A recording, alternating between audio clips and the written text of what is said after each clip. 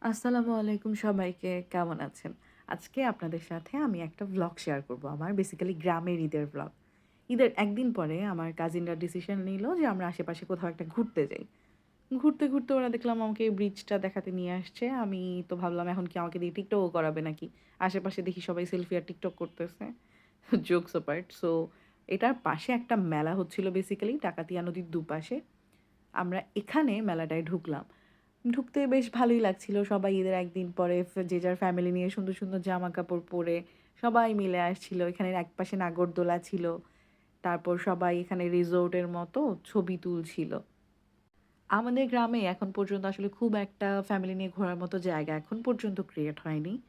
তো এজন্যই সবাই এই জায়গাটায় এসে খুব এনজয় করে। এখানে নদীর মধ্যে নৌকা চালায়, বোট চলে, তারপর দুপাশে মেলা, নাগরদোলা চলে।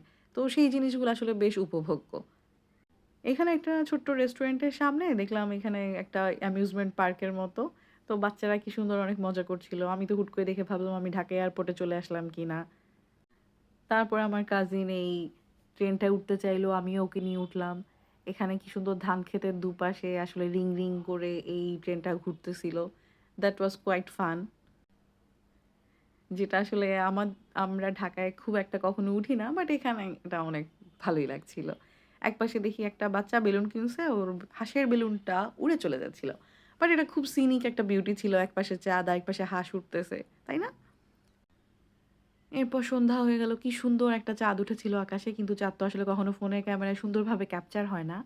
আমার কাজিনরা ডিসিশন নিল, "চলো আপু আমরা সবাই মিলে দোলনায় উঠি।"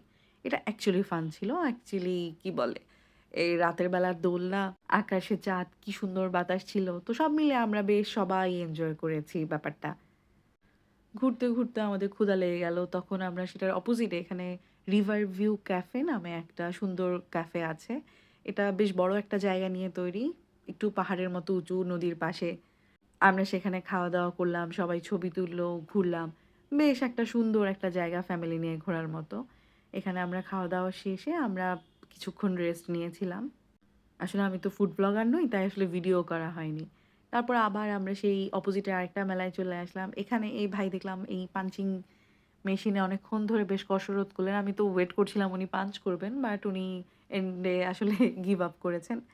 এই জায়গায় আমি বাচ্চাদের এই জিনিসটা থেকে বেশ ট্রমাটাইজড হয়েছিলাম। Am I the only one?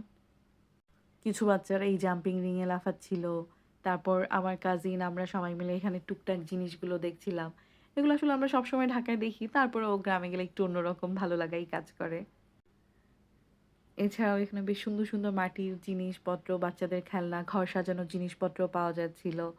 আমাদের মন আটকে গেল আসলে এই আচারের দোকানটায়। আমি হাইজিন নিয়ে কথা না বলি। বাট এটা আসলে বেশ উপভোগ্য ছিল। আমরা কিনেছিলাম। উই এনজয়েড আলহামদুলিল্লাহ। রাতে ফেরার সময় আমরা গাড়ি থামিয়ে এখানে একটু চা কফি খেয়েছিলাম একটা রোড সাইডে চায়ের দোকানে। ব্যাপারটা বেশ ভালো লাগছিল। একে তো একটু হালকা, হালকা ঠান্ডার মতো লাগছিল। আস্তে দেখলাম গ্রামের আমাদের এখানে খুব সুন্দর লাইটিং হয়েছে। আমরা ১ম এ ভেবেছিলাম কোনো বিয়েবাড়ি কিনা।